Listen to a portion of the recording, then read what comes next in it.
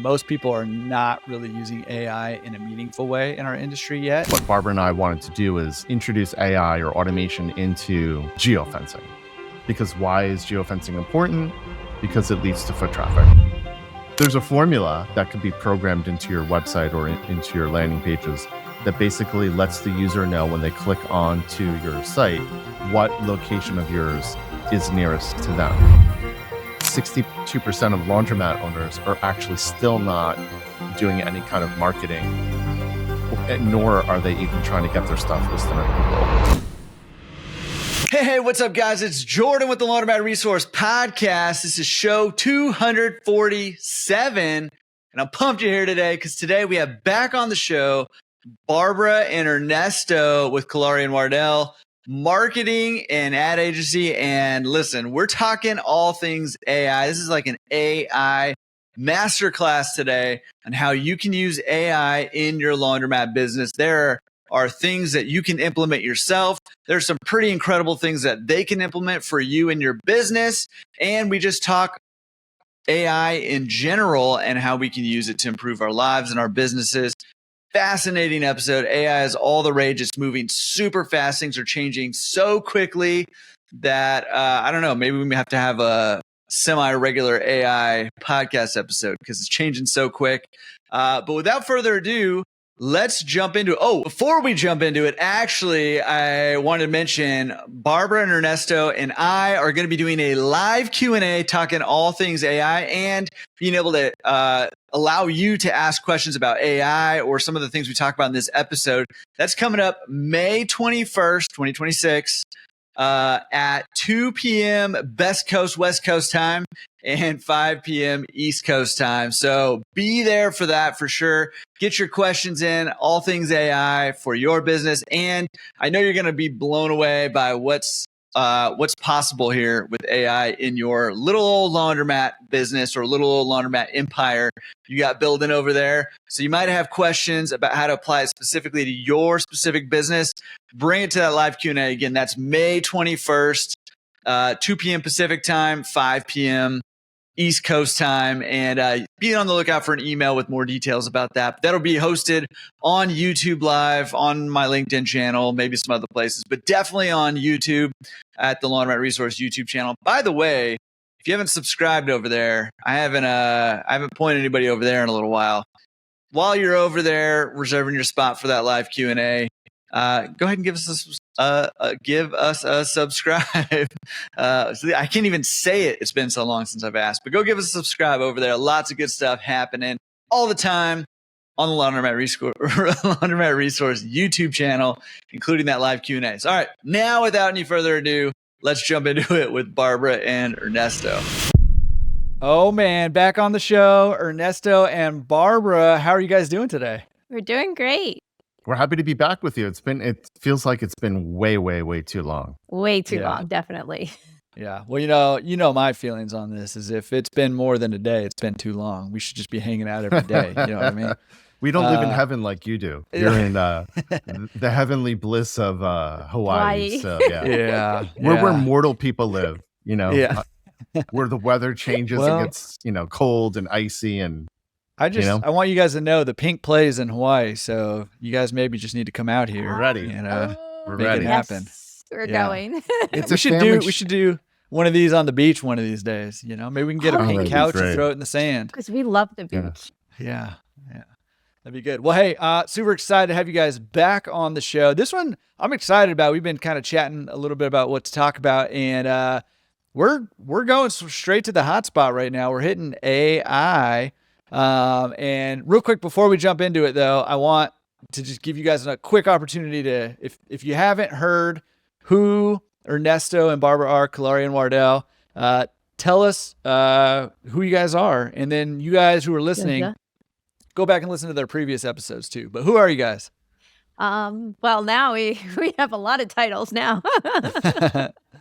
But we started a geofencing company, and we have grown our marketing and everything with AI and everything else. How do you want to wrap it up?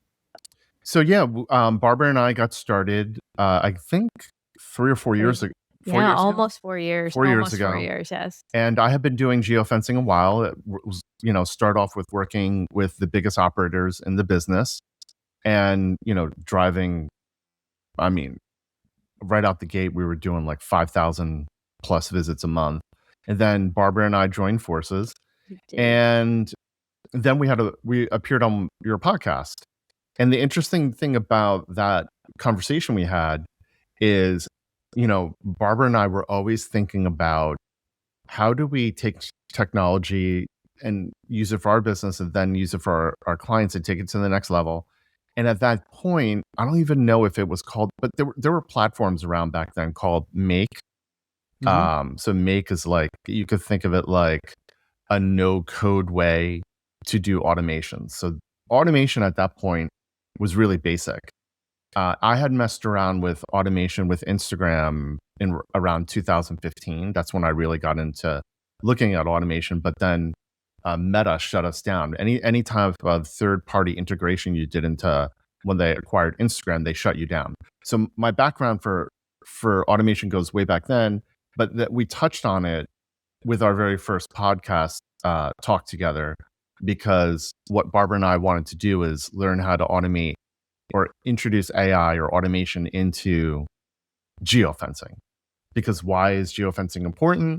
Because it leads to foot traffic. So this discussion is sort of like a long time coming, and it's a culmination of really what began back in 2015 with Instagram automation, and then getting into geofencing, and then Barbara and I partnering up and appearing on your podcast. And we made a lot of promises to our customers that we would stay right on top of all the technology, and we have kept that promise to this day. It's a lot of work, but we have done it. Very true. I think that'll be evident by the end of this thing as we start digging into it. But let's AI can be an intimidating topic for some people to talk about. A lot of people aren't living in it, breathing it, eating it, sleeping in it like you guys are. And all they know about AI is maybe a little bit about ChatGPT and how it's going to take over the world and enslave us all. So let's maybe start with, how do you guys look at AI? What is AI? What do we need to know high level about AI? Most people think about AI like Alexa or Siri or ChatGPT, and that AI is a language model. And most products that most people have experience with would be a large language model with a wrapper. So what I mean by that is if you're using a chat widget with no tools on your website, then you're using a basic version of AI, which is basically ChatGPT, given a few instructions to answer a few questions on your website. And that's basically what people think of as AI. People think AI can freely think, and in some ways it can. It depends on what you plug a the model information into, the information you give it, and the guardrails that you give it. But what AI actually is, and where it becomes useful, is a large language model could be an example. A real world model where it knows proprioception is another example. But it has tools. So if you see self-driving cars, I spent a lot of time pitching at the Capital Factory in Austin, and everywhere I went was with a self-driving car. We had our food delivered by robot, and that is AI in the real world, where you give it a tool, you give it a task, it can handle those tasks. You have metrics to verify and validate what work was done or what work was not done.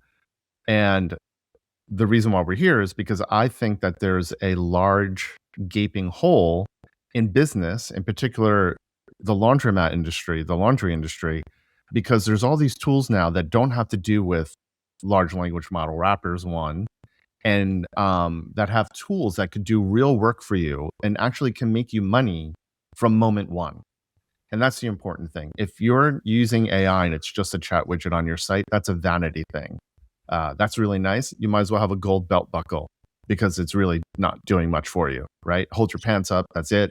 But it's really not being fruitful for you. I was curious, because you talk to laundromat operators probably in more than one country by now. You're Oh, yeah. all over.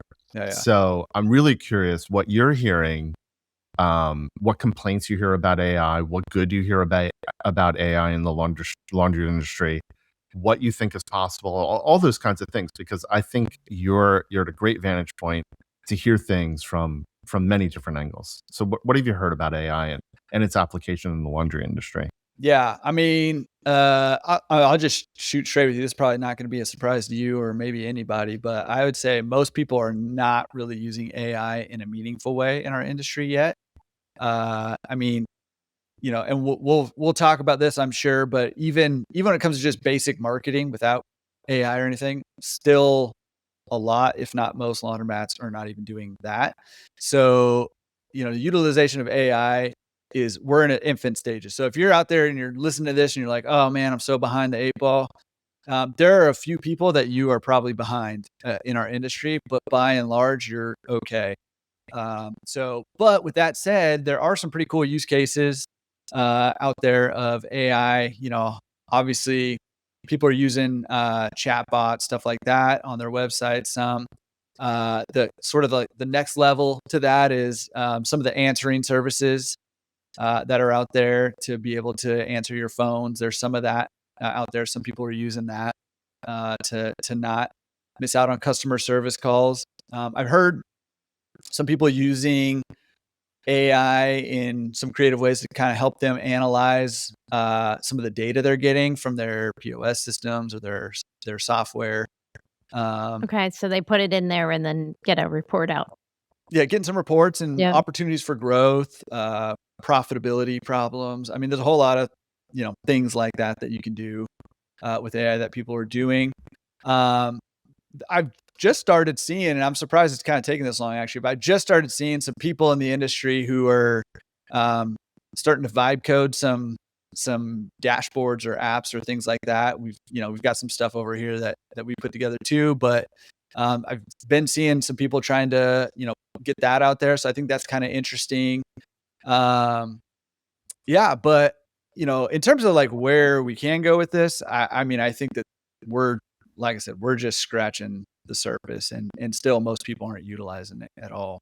What are you guys seeing? You're talking to a lot of owners now too. I'm seeing that the best operators in the industry are not using AI almost at 100% level. Yes, they're using it as a tool, ChatGPT as a tool, or Claude as a tool. Like you just said, that they might, in a good way, they're using it maybe to vibe code some of the assets that they need. But the best operators in the country they don't have any unified kind of platform. They have no unified communications, no unified way to manage their data. And whether you're in laundry or in medicine, we actually came up with many of the tools that we're going to talk about today by developing what's called Luke.care. You can look at it. It's a telehealth platform that peptide companies use, clinicians that do telehealth and prescribe peptides that need to deal with blood work.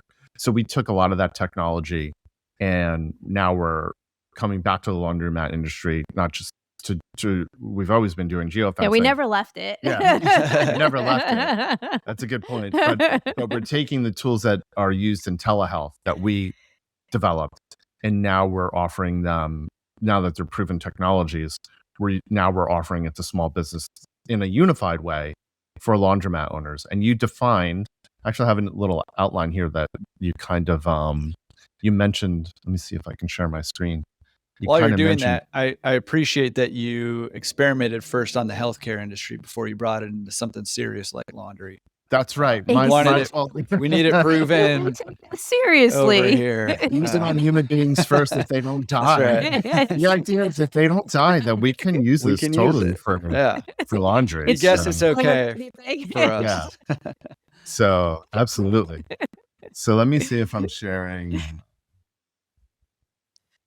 Did that work? Yes.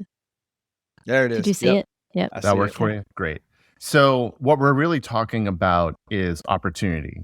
And I can totally understand. We talk to business owners in and out of the laundry industry that are really concerned about their data, one, the quality of customer service too. But all those things can be mitigated, with great development. Like I said, we built platforms that will pass HIPAA compliance. So if it works for the federal government and for peptide clinicians, it'll work for laundry. So, but the main issue is that there's a lot of opportunities being lost, and it really starts with disjointed systems. Right. And I'm trying to duct tape it all together and just kind of, or not at all, and just use those ones or the other. Yeah, if you really think about that's the trick too, right? Sorry, I didn't mean to interrupt you, but real quick, that's the trick too, right? Like anybody could dump something into ChatGPT or Cloud or whatever, and it'll spit out stuff. But when you have tools that need to communicate with each other to integrate and to create a full, plan or even a full task list that either you're going to do or employees or AI itself will do, that's the tricky part, I think. True, that is. And also when you're using each individual ones and then you're trying to put it to another one, you spend more time doing that than if you connect them all. And making a flow so much faster and so much easier. But the intelligence has to be there too. Yeah. You can't just put junk in there because you're only going to get junk back. That's right. That is very true. That is a wonderful point about AI. What you put in is what you get out. So if you're not using high quality tools, if you're using out of the box AI, it's a good start, but it's going to be limited. It's like what Barbara is saying. It's going to be duct taped together. There's no unified communications.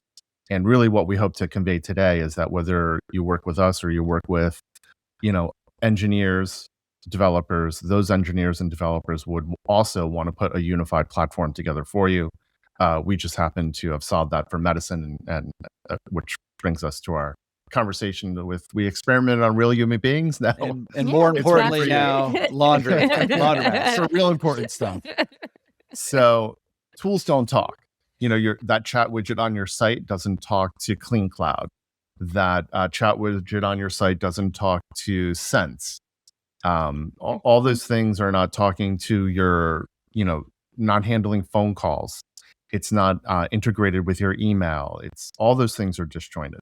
So what we want to let people know is that the data is real. It says that more than half of the phone calls going to your laundromat are not being answered. And a lot of times it's sad, but people's attention span, they want things done. If they wanted to do a drop off or they want to schedule for pickup, they want it done now. So, and we can understand that, right? You're a parent and you got stuff going on tomorrow. You got a soccer game and you just realize that you try to let your 11-year-old have some responsibility. They didn't get clothes in the washer nor the dryer. Now you have to get it to a laundromat. So that's the problem that we're all here to solve. We're here to solve these customer service problems. Mm-hmm. But when calls go unanswered, when emails go unanswered, it's a loss of money. When the chat widget is answering questions and it's not handed over to a human, we're just creating chaos with these tools we have, and they're not really doing any work for us. And they're not going to come back. Well, everything's about instant. If you're not getting an answer, you just move on. Yeah. Well, in the I'd say maybe even a bigger deal than losing money is you're losing trust, right? Your customer trust erodes. If a call doesn't get answered, like you said, they're just going to move on. That is true. They're not going to trust you anymore. And one thing I've learned doing business is if you have trust, the money will come, right? You don't have to focus on getting the money. The money will come if people trust you. And like you're saying, like if calls go unanswered or an experience is a bad one, it erodes trust. And in today's world, that spreads like wildfire, right? Like we've got Google reviews, we've got Yelp, we've got social media now that will put you on blast. And it adds up. It's cumulative. Those things that we're talking about, a wash, dry, fold order here and there. Actually, we're going to talk about it in a little bit, but I think wash, dry, fold, there's so many cool things that can be done in terms of communications. And I think some of the things we're going to talk about are such low-hanging fruit that it's almost embarrassing that we came up with solutions for it. You know what I mean? It's almost embarrassing. Like it's almost like imagine having an app where you reminded your kids to brush your teeth, right? But think about this seriously. An app that reminded your kids to brush your teeth, how much you would save in dental bills and fillings, and what a healthier smile your kid would have over time if we just did these low-hanging fruit things. So we want your laundromat not to have cavities. We're here to show you low-hanging fruit, things that you can do with or without us. That's always our mission when we come on. There's other companies out there that can do one each. I don't want to say everything here, but at least one piece of the pie. There are companies out there that they can put together for you. But the problem is that when you start with one issue and you start duct taping things together and you start dropping the ball on one thing, it becomes cumulative. So one of the things that we're seeing is right now, every industry is seeing this, is that people aren't Googling as much as they used to. I mean, have you heard of these news stories where people are all concerned about their Google placement now, Jordan? No. Fill me in. Yeah. So I went to what would you call that? When a whole bunch of marketing and advertising people get together, what is that called? It's like an expo or a... No, it's a marketing event. I went to one of those, whatever they're called. Yeah. Those marketing meetups. Marketing party. Yeah. Marketing party where these agencies meet up at Bell Labs or wherever. So we met up at Bell Labs and there was about 500 marketing and ad execs there. And a presenter came up and he started talking about how ChatGPT is now about 50, it might even be 51% of all search. And this is a room, by the way, that made all of its money on SEO.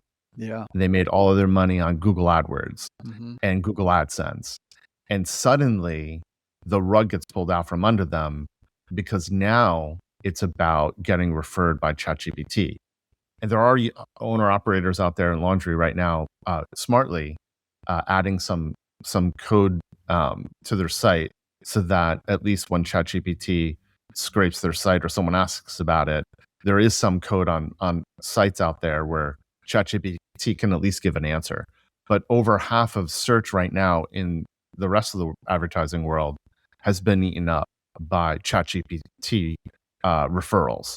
So it's not just ChatGPT though. We have, all the other AI platforms as well. A lot of people. Right. So another issue is that out of that, I think we were talking about this even before we started the official discussion, is that 62% of laundromat owners are actually still not doing any kind of marketing, nor are they even trying to get their stuff listed on Google. So that's insane. It's a big deal. Yeah. And we've been talking about this for a while. Like, this is pretty low hanging fruit, and this whole, just being on Google, listing your services, keeping that updated, doing some basic marketing, all pretty low hanging fruit. And, but I will say we've seen a huge jump in the number of laundromat owners who are starting to do that over the last 5 years or so. But this is the next low hanging fruit, right? Is the ChatGPT, AI, search and search for answers as well. Yeah, these are things that can be addressed by AI for AI that don't cost an arm and a leg to do it. But what's interesting, the industry, laundry is a $7.2 billion industry with 18,000 locations. But the industry is contracting each year by 1.5% on average. So those are zombie mats that are being spoken about. But a large percent of this 1.5% is also these laundromats that are not letting users know where they're found. And it goes to the low-hanging fruit that we're talking about. At the very least, you need to do the basics of marketing. AI can help you do it, but you have to make that first step. 1.5 is in an industry where the people are looking to get into it. It's kind of interesting, right? The industry is contracting 1.5%, but people are trying to get into it more and more. Every conversation that you have, is someone looking to get into the laundry industry or save their business, right? They're coming to the Laundromat Resource to find new tools, or they're looking to get into the industry and they want to hear from you and other industry veterans. But nonetheless, the industry is contracting. It's quite shocking. And I think a lot of it's because a lot of reinvestment into the basics is not being done. People are buying buildings, they're buying machines, but they're not reinvesting in the health of the way they're interacting with the public. And it's very important for foundation. All those for low-hanging fruit. That's right. Yeah. Yeah. And, I think it is interesting to see kind of what's happening with the industry. I'd be interested to see. I am not sure that the industry is contracting in terms. I think it might be contracting by number of stores.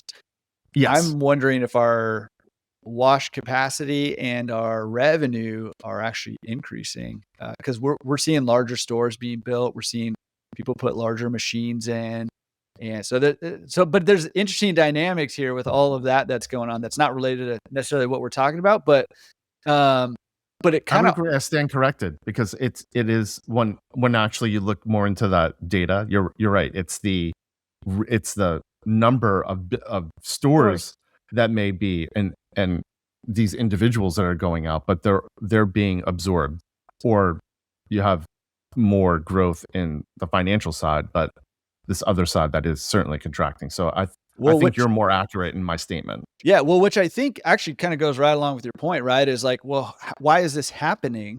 Well, it's because guess what? Now we're getting tools that we can utilize to own more laundromats. We can own them further away from where we are.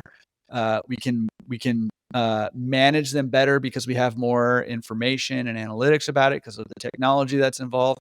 And that's just going to increase as the stuff that we're talking about today continues to kind of grow in its influence in our industry here. So I think that the point stands here that the number of stores is diminishing, but it's because sophisticated operators who are running their business like a business are coming in, they're owning more stores, they're putting one large store in the middle of 4 small stores and 2 of those go away, right? And so it's interesting what's happening right now, and it does tie directly into what we're talking about today. Absolutely. I think and with the way that the economy and everything else is going, more and more people are renting than buying, and they do have to wash their clothes. They're getting smaller and smaller, the apartments that they are renting. Yeah, you would be amazed. I was just in Austin, and then I was back in Manhattan, and I was we have a client in Manhattan who was just telling us that he had no idea that the building that he's in, the entire building, he just found out they don't have their own washers and dryers. So then we were talking about how to reach people. It's a fairly new client, how to reach people within his own building. And but yeah, like these apartments are being built up. They're all rentals. Many of them are rentals in major cities or not, and they don't have the washer and dryer capacity that you thought. Yeah. And so there's opportunities that abound there. So one of the main premises that we want to drive home today is that you can have your systems and your communications unified, and it doesn't need to be overwhelming.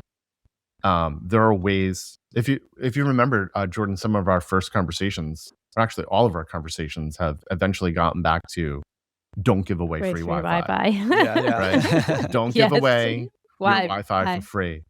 And I was always like, I was telling Barbara earlier, I always let women know that if I'm going to the prom with you when I was in high school, we're making out. Like, you gotta, yeah. There are no free rides here. Non-negotiable. There's no free rides. If I'm putting a tux on, come on. Absolutely. I love it. Yeah. So there's a price for admission. Yeah, that is true. It was funny because a lot of our customers, we told them to go and get Beanbox, right? Yeah, we were telling people to use Beanbox. We had, no affiliation with them, but we knew that that would work. And it's funny how we've been giving that advice for so long, and now we found a way of solving that problem without going that route, which is incredible.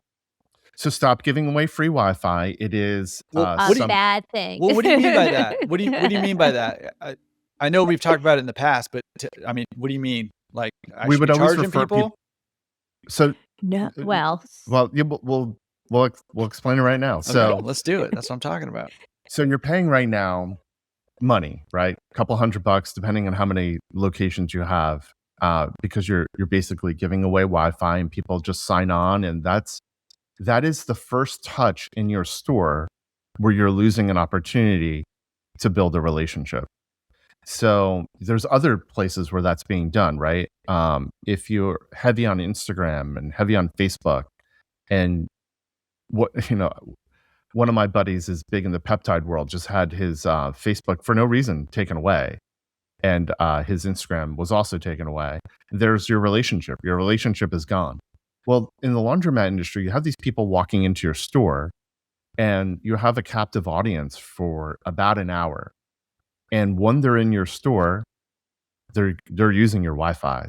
It's very few people don't want to know what your Wi-Fi password is. In fact, if besides do you sell detergent, it's what's your Wi-Fi password, right? Mm-hmm. And if you're just giving away Wi-Fi and you're not using it as a tool, then you're missing the opportunity. So on visit one, depending this cadence, can be customized. But on visit one, you should be grabbing their information so you can send them a welcome email, letting them know what services you have. And with the platform that we developed, you have to leave a Google review. So before you can access Wi-Fi, you have to leave a Google review. You also have to opt in to receive emails and or text messages. And with the way we have our Wi-Fi set up, it's software only. It's not hardware. We don't have to send you a piece of hardware to do this. You simply enter in a snippet of code into your Wi-Fi router, and our platform does the rest. It hooks you. But at the very least, if you think about this, if you do nothing else today, you can use Beanbox or you can use us. Do not give away free Wi-Fi. You're missing the opportunity to develop a communication cadence with your people. You can instantly get a Google review. You can instantly have them opt in for email and text messaging. And every time they come in, the system knows, our system knows if it's a repeat visit or if it's a new visit. So whether or not you're doing geofencing, it doesn't matter. We can validate visits for you, and we can know if those devices are new devices or if they're repeat devices. So it's a huge opportunity. If you just think about, we have clients, I forget what the natural number is. We have one client that gets about 30,000 across their places, 30,000 visits a year, right? So imagine if we had done this technology with them and for them, say, when they started with us, right? How their email database would be 30,000 deep now. That low-hanging fruit would have been amazing. Well, and I just interject, and I'll say that I've been saying this for a long time. I think email marketing is the most underutilized, highest ROI thing that we can be doing. So, and it starts with capturing that information, from them as well. And I want to say, before I let Ernesto go, because then I might not get to say anything anymore. I know, isn't that a problem sometimes? Is, man. And he says I talk a lot. Yeah, that's because we have lots of video on this, yeah. so Yeah, we got evidence. No, but I wanted to say too. Just being in people's inbox is a huge win automatically. Telling them, what services you have, getting that Google review. We've talked about how that's a low hanging fruit as well. As long as you're providing a good service, don't get a bunch of bad ones. And being able to kind of re-engage. Kind of what you're outlining here, all huge. But one other thing that you don't mention here that I think is huge, well, you kind of do a little bit, but that I think is huge about the opportunity with what you're saying is, I've been kind of spouting off a little bit about branding lately, and we had Bo Para back on the show. We were talking about branding, and I I think that branding is getting more and more important. I think it's going to be hugely important going forward. We're seeing brands like Tide come in, and people know that brand. They will drive by a mediocre laundromat to go to a Tide laundromat. I don't think that's true for all franchises, but for that franchise, it's true. And that's all chemicals. That's right. Yeah. But it's known chemicals. That's the thing. Known and accepted chemicals widely. But this gives you a huge opportunity. When we talk about branding, all we mean is, do people know you? Like, do people know you? And how do they think about you when they know you? So this is a huge opportunity to not just be a random laundromat you went to, but to be known by your customers. And that builds brand loyalty, that builds trust, which we already talked about, and that builds your revenue stream also when it comes down to it. So it all works out together. That's right. That's right. So I think this is hugely powerful, all that to say. And I know we talk about email, not giving away free Wi-Fi, all the time, but I think for good reason. Yeah. Definitely want to maintain a good connection with them. Email's a wonderful way to do it. You don't have to send an email every day like Spirit Airlines does. So that would get annoying anyway. Yeah. But as Spirit annoying as riding on Spirit Airlines.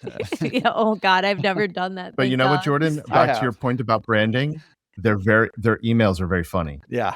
If you're going to email someone every day, you better be funny. Yeah, that's right. So I agree. they're actually pretty funny and pretty clever emails. So we were talking earlier about the difference between a basic chat widget, which is a ChatGPT wrapper, or a Claude wrapper, or some other AI platform wrapper, versus what an agent is, what an AI agent is. And an AI agent is something that basically can do work for you. It doesn't just handle your hours. It doesn't just handle basic questions. We have clients that use our chat widgets and our phone agents to check what their balance is on their card. So that is low-hanging fruit, because I could tell you right now, we get reports of what every chat interaction is for each one of our clients. And the top question is not your hours or where are you located.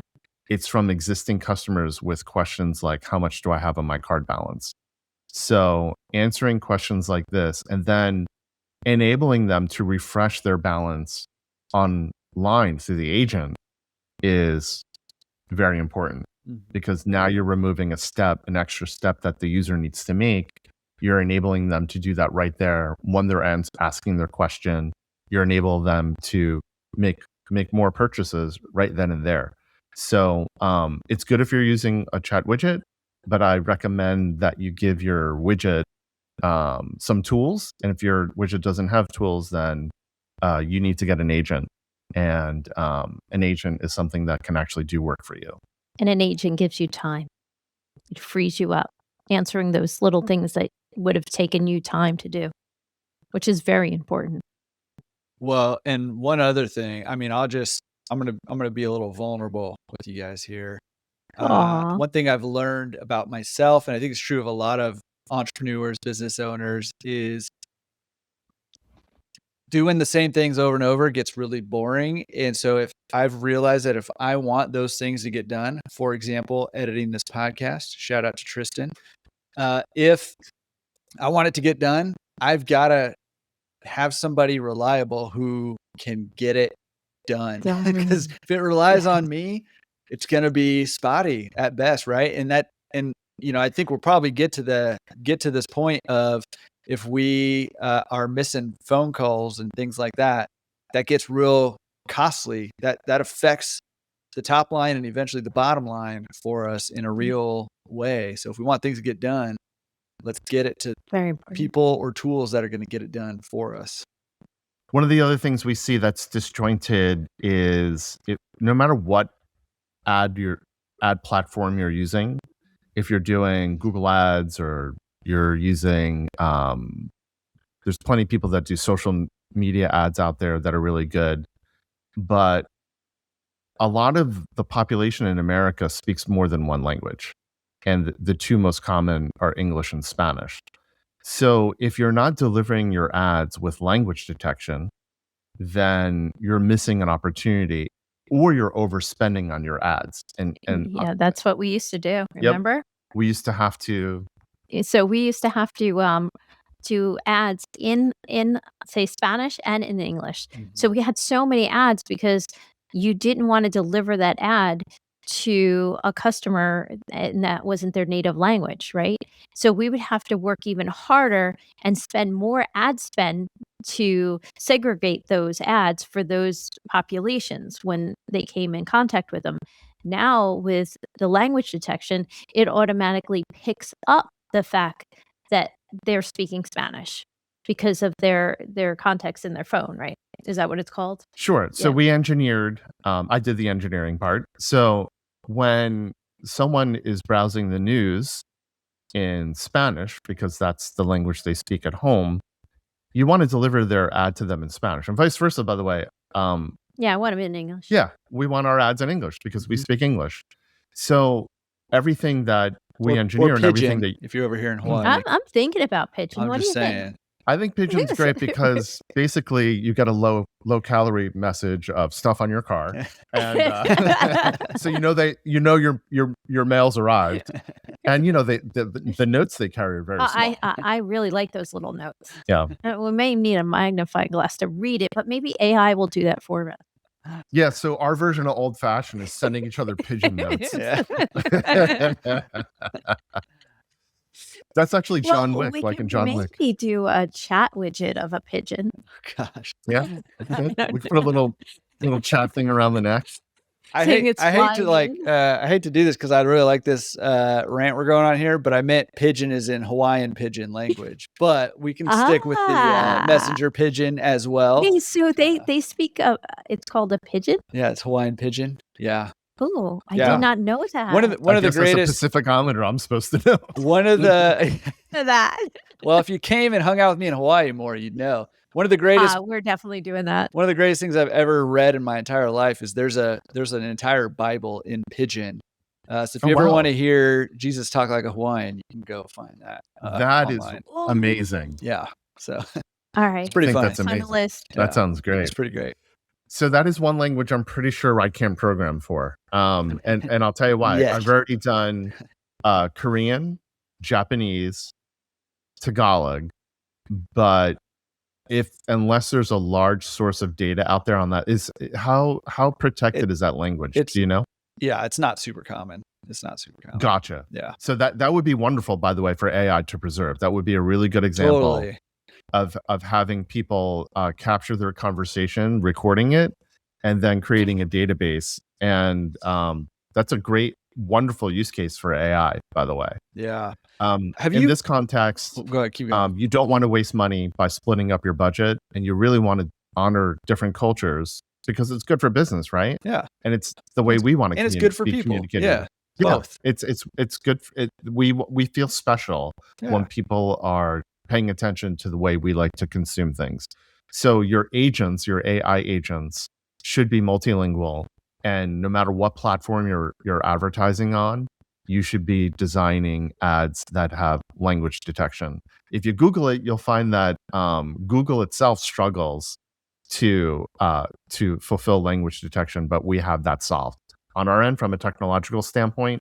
Everyone who advertises with us has language detection built in to everything that we have. So have you seen, this is a little bit of a diversion, but it's related. I've just started getting, like, when I'm, vegging out, browsing on Instagram Reels or whatever, I started getting these weird, like a little bit weird videos where I'm like, is this AI created? But it looks really, really real. Not like AI real, but like really, really real. And I realized that these videos were people in other countries filming and communicating in their language, but AI was translating with a realistic sounding AI voice. And the thing that was off was the lips weren't matching the words. Yeah, it looks weird, right? Yeah, but they're doing that. They're presenting videos in the language that you're consuming what stuff on your phone on, which is super interesting. I think that's very interesting. Yeah. I just started seeing that pop up recently.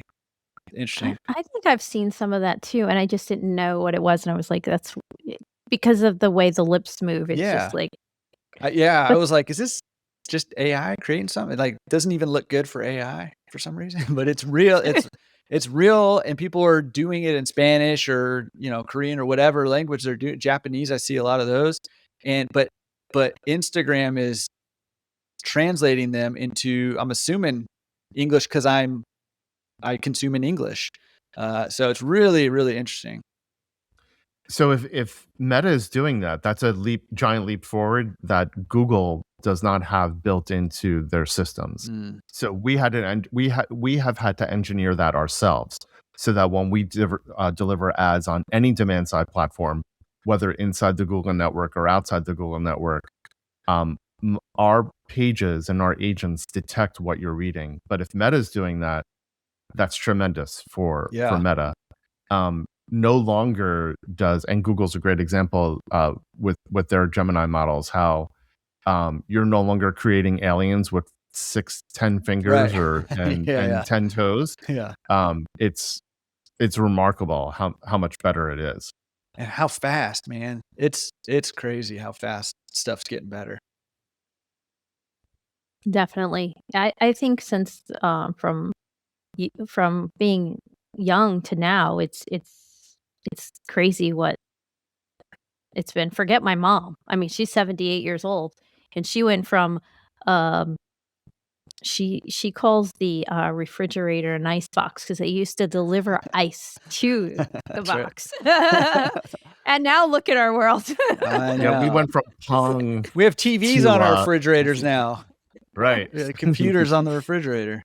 Behind our mirrors. Yeah. So if we can do that, wouldn't it be fair to suggest that the laundromat industry could start implementing some of these tools like Totally. language detection? And one other great thing that we've implemented, and you should be doing this as well, is geolocation.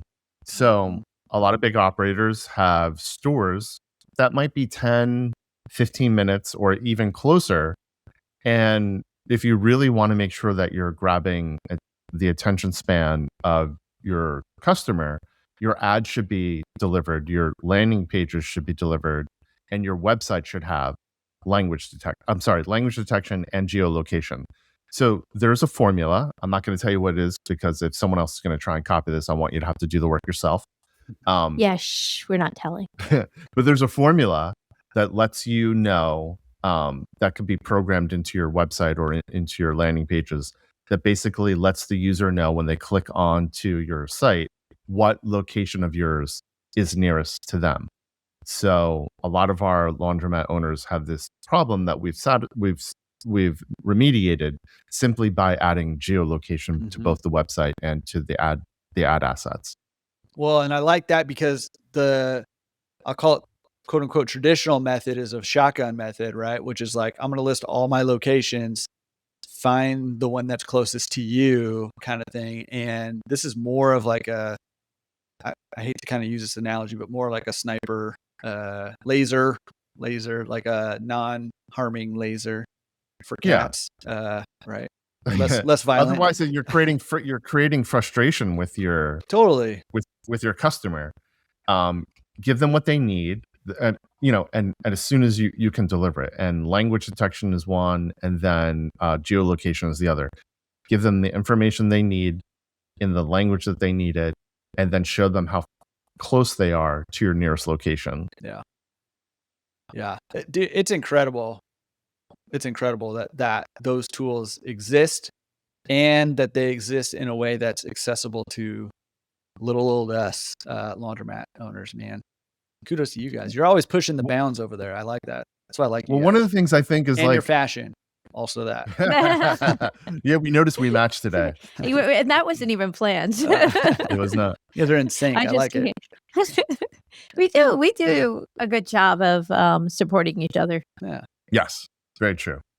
So we threw in a case study here that we'll let people look at later, but this is more has to do with geofencing and geofencing foot traffic attribution. But we'll give you a link to share in the thing so people can look at that later.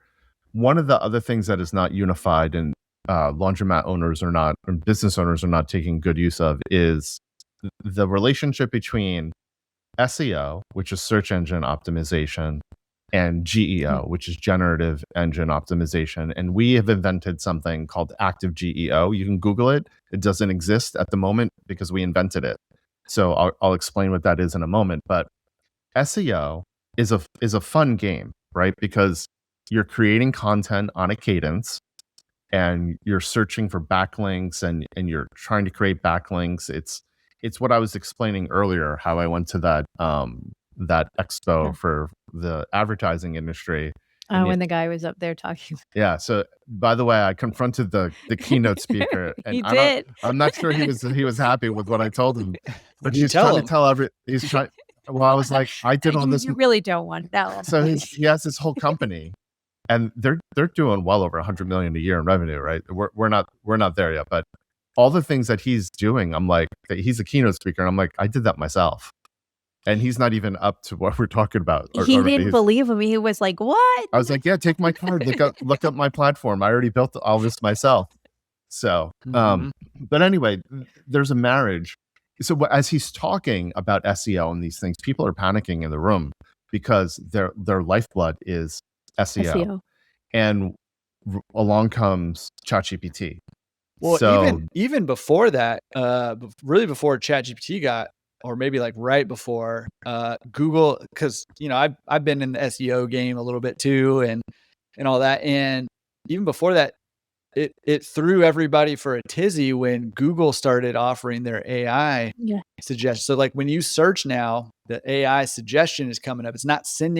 Google's not sending people to your website anymore, which a lot of like online businesses require and rely on traffic to their sites. Google's just answering it for them in the front there, and then it'll link the sources. But that was a huge deal on the SEO before even people started ChatGPTing things so much. Yes. So this is an opportunity for laundromat owners to like be the first to deliver on this for your local community. So basically, where SEO is about the backlinks and the other techniques that marketing and ad people do, including publishing blogs with keywords and things like that, and then some paid things to increase SEO value.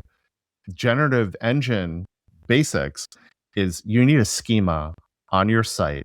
It's basically a data packet that when ChatGPT or Gemini or Claude scrapes your site, it has some basic information on there so that they can say, I've just validated that Fluff and Fold Laundry in Ocean Township, New Jersey does pickup and delivery, and no, they do it on their own. They're not part of some other group. So it can answer these questions for you.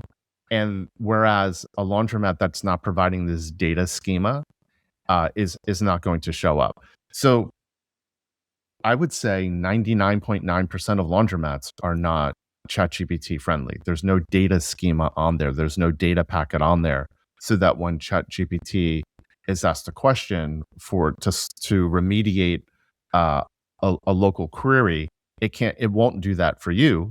It can't do that for you simply because it doesn't have, unless it has a tool, unless you're giving ChatGPT a tool like Playwright MCP, it's not going to know what's on your site because it doesn't have that extra tool. It needs, when it goes to your site, it needs to immediately see that there's a packet of data on there so that ChatGPT knows it's there. So if you want to know the difference between SEO and GEO, is that large language models need to read information unless you're giving them a third tool. They need to see that data packet there. So it's a simple thing to do. You need to be adding, you need experts or the right people, the right agencies to add a schema on there so that the data can be read. Yeah. Nicely put. Well, which is, and there's no avoiding it, right? Because now, like I said, when people are Googling things, even if they're in the past Googling things, it's an AI response, right? So it's functioning similarly to when you're, searching on an AI, your AI of choice. There's no getting around it here. And I mean, we're talking about low hanging fruit again here. Like you said, 99.9% of people aren't doing it in our industry. So if you do it, that puts you ahead of everybody else in your market and beyond. Active GEO. So this is not something that other agencies are doing. I'm actually going to tell you what it is so that other agencies can struggle, and that will give us a moat, a defendable moat, as they get in and as they try to figure out the technology. I'm gonna do it without giving it all away. So active GEO is what we engineer. Active GEO is when ChatGPT comes to one of our sites or one of our landing pages, it's greeted by an agent that trades information with that instance of ChatGPT. So, and further, when one of our sites are updated, it pushes data to Bing and to ChatGPT and lets it know that you need to scrape, your servers need to scrape our server, so that because it's updated with fresh information. And that's important because the distinction is ChatGPT wants to know that something new is there. One, they need it in a format that they can read. Two, what's uniquely different about the way we approach this problem is that we engineered it so that we have a greeting agent that can answer questions, queries on behalf of the user to ChatGPT. And we even provide an MCP server, model context protocol server endpoint to our sites, because that is the future. In the future, it's going to be more like two agents plugging into each other. So we've already built that in on every one of our sites. So when the future comes, we're ready for that. But what is not being done now is active GEO, which we do exclusively in the entire ad world. And then GEO is what you should be doing now in combination with SEO. Those things should not, just because GEO exists doesn't mean you can turn your back on SEO. SEO is just as important as it ever was. And I'm sure the agency you're using is doing it well, especially if you've been with them. But it really needs to be used in combination with GEO.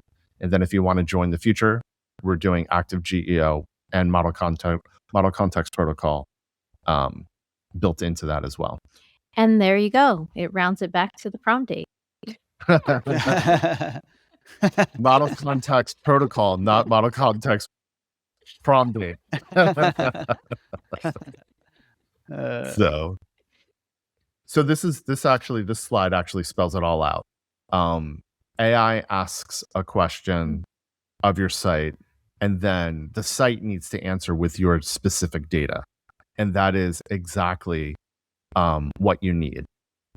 You need ChatGPT needs a confidence score as well, right? So built into what we do is the confidence score. You need a high confidence score so that ChatGPT knows that this is a reliable answer that it's giving the user.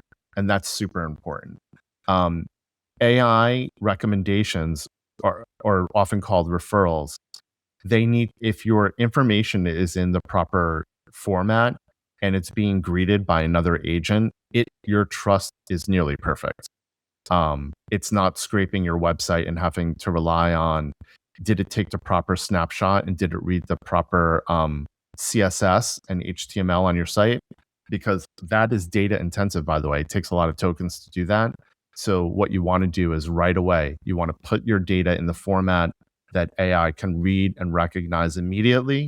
And you want that done in 200 milliseconds. Yeah. Well, and it again, that's huge. To have the ability to have it's almost like a I was gonna say like a concierge or something at a hotel, but then I was thinking it's like a greeter at Walmart, right? Like you come in, they greet you, they welcome you. You're welcoming ChatGPTs with your agent coming in, and you underpay them, but they're cheap, but they're there to kind of greet you and make you feel good. Right. That's funny. They're always there to help. The agent's definitely underpaid, that's for sure. Yeah. So, They work very hard, though. yes. It's also important to have good information, by the way. So if you're putting any of these tools to use, you want to know, like, who's my main referrer? Is it Gemini? Is it Claude? Is it ChatGPT? That's one. And you want to know what questions are being asked. As I said, I was really, really surprised. The number one question being asked of our agents for companies that use point of sale is, how much money do I have left on my card? That is the number one question. It can also tell you, by the way, if you're having staffing problems. We get things like, by the way, I think James is selling cocaine and crystal meth in your 9th Street We're worried about location. that, James. Yeah. It's So always the Jameses. I have a brother Yeah. named James, and it's true. He's just trouble. nothing but trouble. He's always been trouble. That James. Nothing but trouble. You should give him the Bible in pigeon. Yeah, I'm gonna have to. So, Was he the one in the bathroom that you wanted to geofence? No, that's my other brother, John.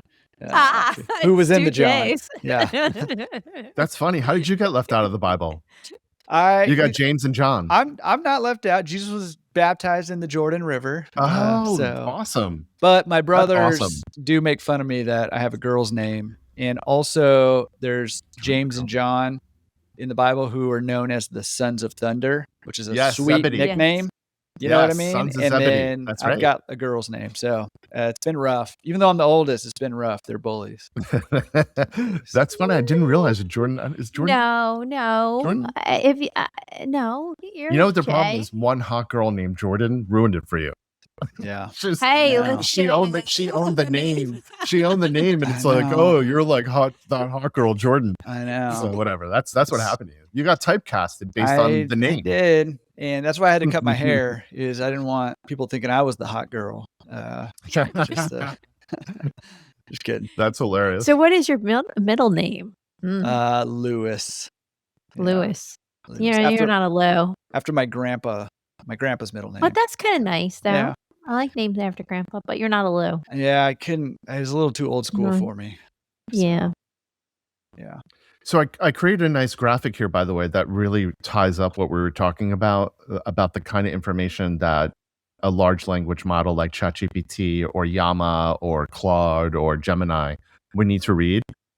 Every single website right now should have a large language model text file. And that's basically what I was telling you. It needs to be in a proper schema.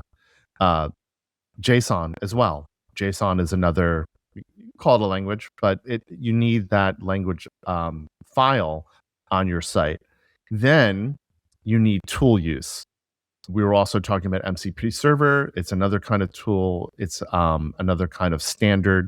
Claude, or Anthropic rather, really pioneered MCP servers and made that a standard way for tools to interact.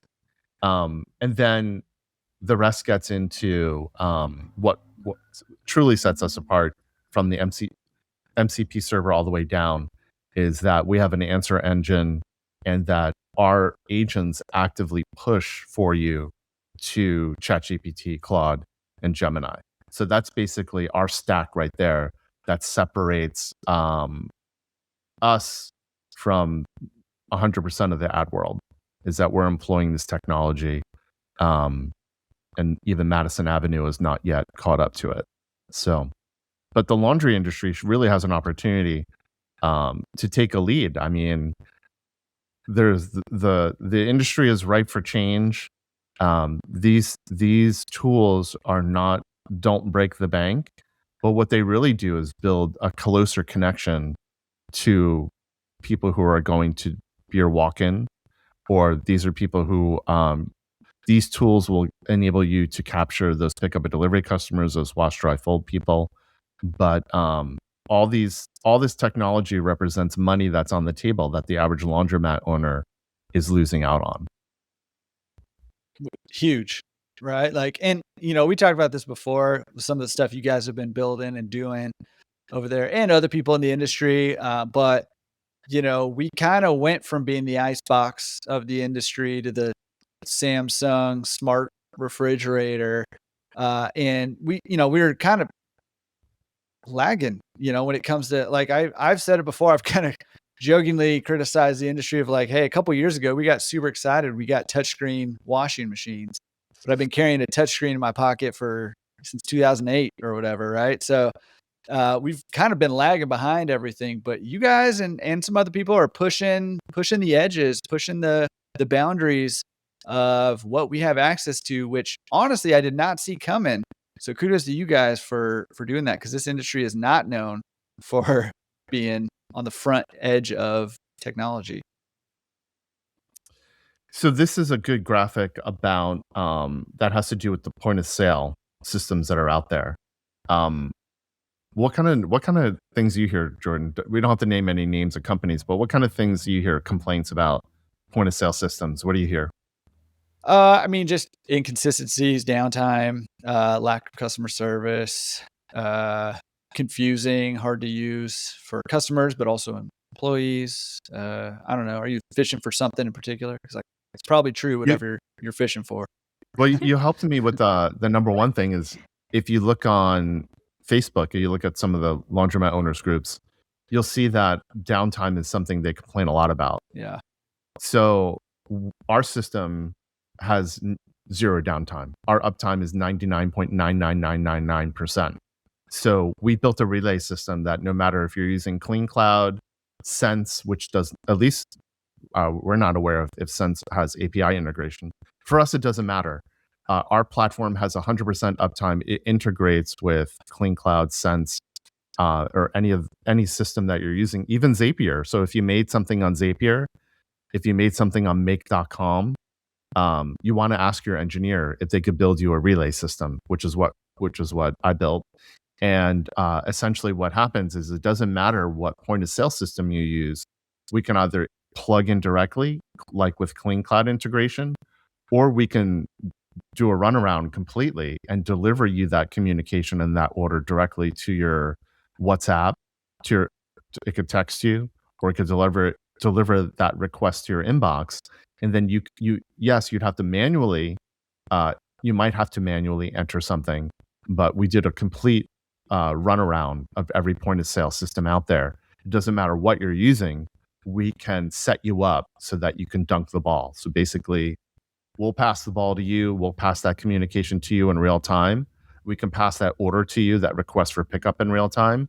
If you're using a platform that will open up its API to us, we can do that. So we can do it by direct webhook push, or we can do it a myriad of other ways.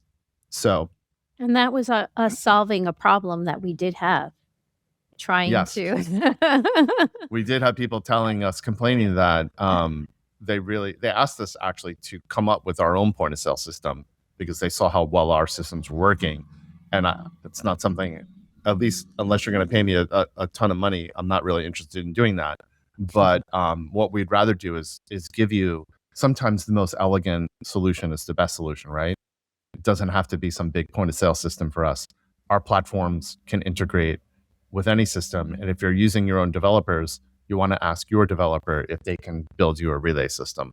So, well, you're nothing if not elegant. I'll tell you that, all the way through and through, both of you. It's the salmon. Oh, it's the salmon. I see you imagine, but you can't see because we're not on camera. Right.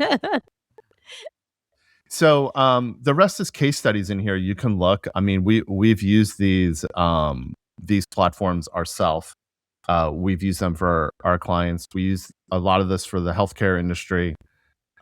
If anyone has $1.8 billion, we'll take it for Luke. I'll walk away happily. 1.8. That's what. That's the value of our competitor Medvi, and they don't have all of our tools. They only have 2 of our 8 tools. Wait, you said 1.8. They're worth 1.8 billion. Oh, billion. I thought he said million for some reason. Oh, no. I was like, what? Where's 1.8 million covers my tequila bill. Yeah, that's what I was going to say. Yeah. You can't move out here to Hawaii with 1.8 million. Come on. Yeah. Live No. like Popper.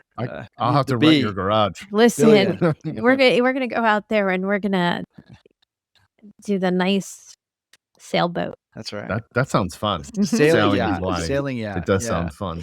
Yes, we do like sailing. I'm looking at my own slide. It made me think one thing we didn't talk about, which is, wash, dry, fold could be imagined reimagined in a little different way, kind of like how pickup and delivery is, where people actually schedule.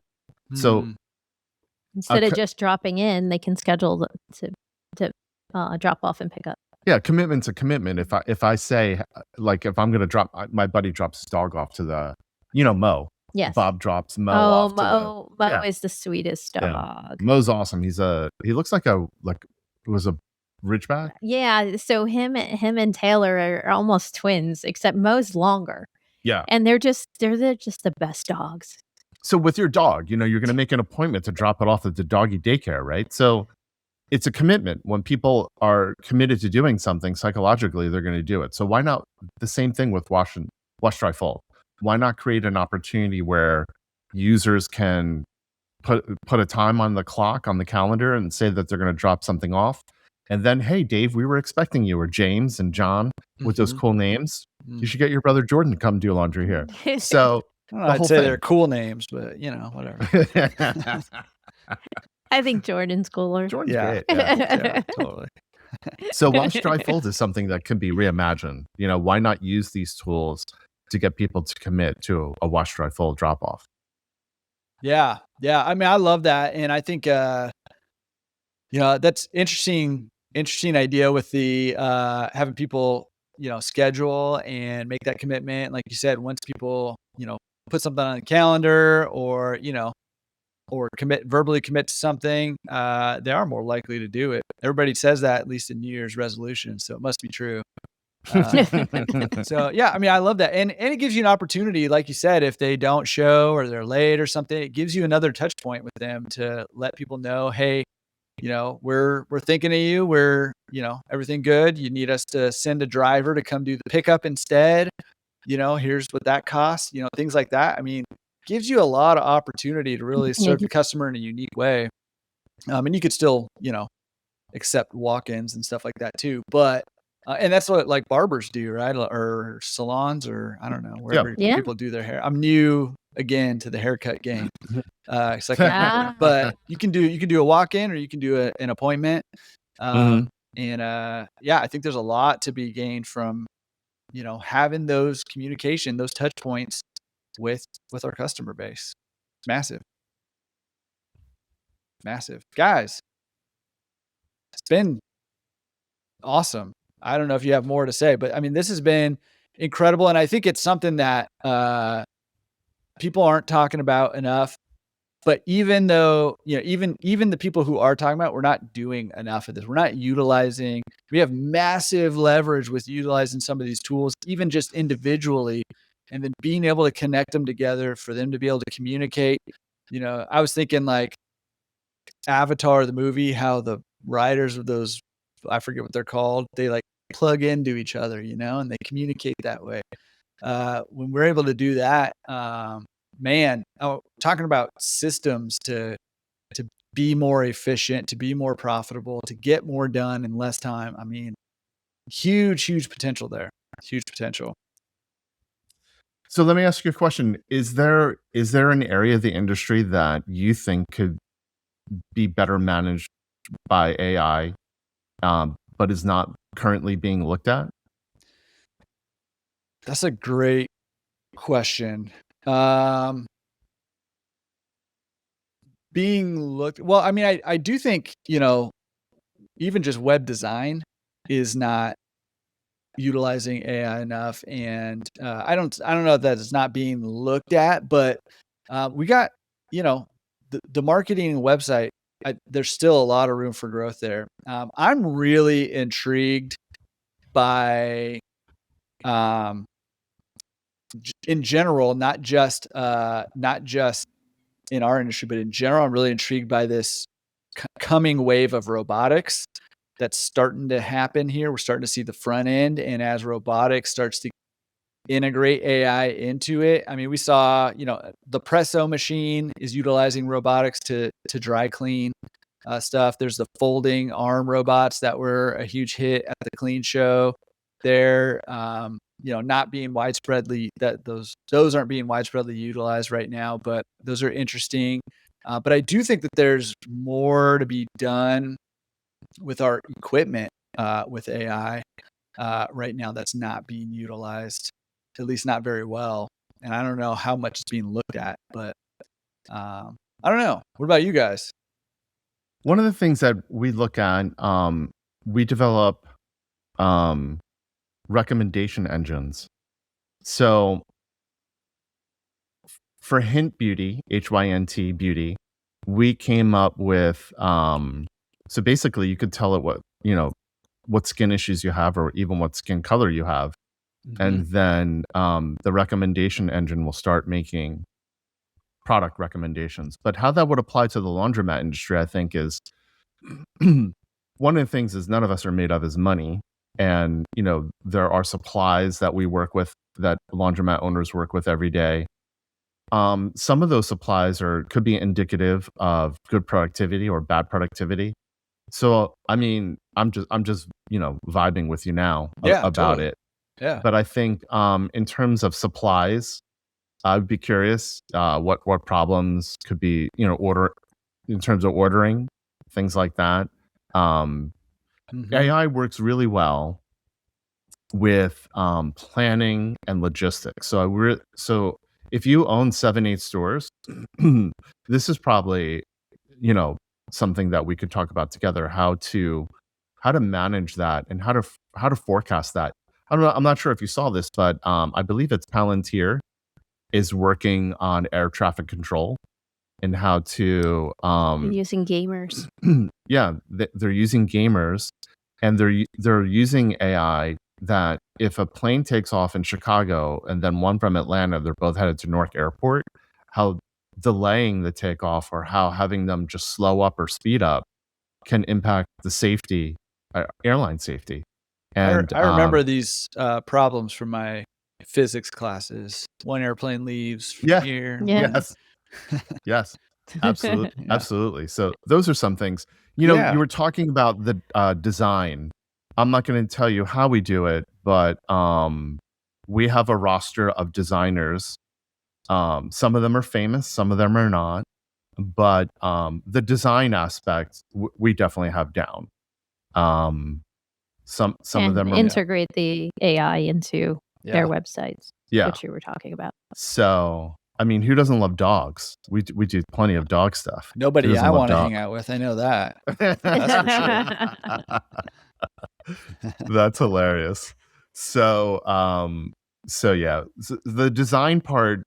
Also, Google is putting a lot of stuff out there, but as an agency, we certainly have that down pat. And even though it's not an emphasis of ours, we're really focused on what our discussion was: solving real problems about money.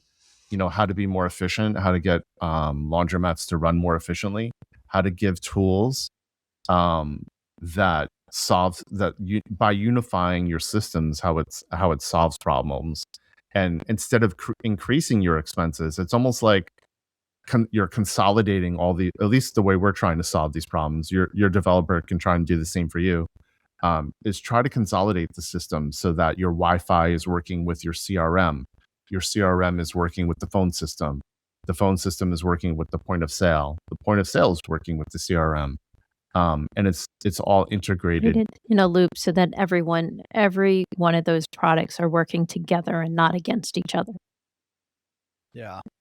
Yeah. And I think that's where, you take something that's powerful and you make it, unstoppable. That's what you're describing is what companies have paid millions of dollars in technology and staffing to be able to do up until the last 2 years, and less than that. Like, we would not, as a small business, have access to be able to do any of that stuff until now, like today. Yes. Yesterday, maybe. Isn't that exciting though? It's super exciting. Yeah, it's super exciting. I'm all about right now, utilizing some of this AI, some of this technology, some of these tools to be able to do things that small businesses have no business should be able to do. Like, we should not be able to do some of the stuff that we're able to do now with marketing, with integrating all these different tools. And it's pretty exciting. It is pretty exciting. If you have the time to dedicate, Jordan, you can build anything you want to do. Yeah. I got so excited doing this. There's days that I worked 27 hours straight because the tools that we can have. I mean, think about it. When you were a kid, did you not love the Sears catalog? Absolutely, man. Yeah. I would look at stuff like the walkie-talkies and the watch with the Calculator. calculator. Yeah. I couldn't wait for And Christmas because I go through all the catalogs and I'd circle You're the. checking them all off. Yeah, like, this is what so I want. was always trying to figure out what I could build. Can I build a fort with this? Can I run away from home and sell my parents in the black market? What can I get away with? What can I possibly do? Turns out no one wanted to buy my parents, but hell. So here I am, the 21st century. You can Sell your use parents on the coding black tech- market. You still can Yeah. sell your parents. Lo and behold, there's a weird fetish for everything, you bunch of freaks. So yeah. So if you have the desire, if you have the discipline, there's solutions that you could build for your business. I recommend, by the way, experimenting before you deploy them. But there's things that you can build. If you see a problem, you can build it. It's an exciting time to be in business. Yeah. If you're not looking to take the risk, find engineers or developers that could do it for you. It's an exciting time to be in business. At least that's the way we see it. Yeah. Well, listen, if somebody's listening to this and is as excited as we are about what's going on here and they want to, take a peek at or hear more about what exactly you guys have to offer that can be integrated into their businesses, what's the best way for them to get a hold of you? You don't have to put your reading glasses on because I just blew up the screen. I saw that. cwadagency.com, and you can do all kinds of research out there. If you're a competitor, you want to learn how to do it right, you can learn how to you have a masterclass right there on the AI. And all you need after that is several thousand hours. So come at me, bro. And, Come at me. yeah, and we have anyone that calls to make an appointment. We have that's true. We love that. We love that. We have a little gift for them if True. they do. I had the team make something up. Oh, really? Yeah, the ghoul. Oh. I'm not saying. She's not saying. No. Oh, But we do have man. to say, it's funny, just before we got on with you, someone reached out to us. They're like, yeah, we saw you on the Jordan's Laundromat Resource Podcast. We're like, that's funny. Which one was it? It was like our first one. And I'm like, we're about to do our latest one. Yeah. So they were so excited to hear about this episode and learn all about AI and how they might integrate it. So, and they obviously love your podcast, which is a tremendous resource to people. So we're just happy to be here. Yeah. Well, happy to have you. And I mean, it's a great resource, mostly thanks to people like you who come on here and share your knowledge, your work that you've been putting into the industry, and your experience and lessons you've learned. So I appreciate you guys always taking the time. Maybe we should put a Q&A on the book so people can jump on and ask you guys questions live about AI and their businesses. I think that'd be fun. We would love to. Okay. That'd be fun. There's so many other things to talk about AI. It's an exciting industry. So big. So much to conquer. All right. Well, we'll get one of those on the books, and maybe we'll do it by the time this one goes out. That way we can announce it in the beginning. So maybe you've already heard about this Q&A if you listen to the intro. I don't know. You're ahead of us. But guys, thank you again for coming on. Incredible stuff. Keep pushing the bounds of what's possible in our industry, and you will be rewarded, and so will we, because we'll get to benefit from it. So I appreciate you guys a ton. And listen, Q&A coming up. See you there. Okay. All right, hope you love that episode with Barbara and Ernesto. So much good stuff. AI is changing so quickly. So many things happening all the time. More and more capabilities, more and more tools to help us grow our businesses, make more money, serve our customers better, all of the above happening pretty much every single week. New stuff's coming out. So join us once again, May 21st, 2026, 2 p.m. Pacific, 5 p.m. Eastern for that live Q&A. And we'll see you there. Peace.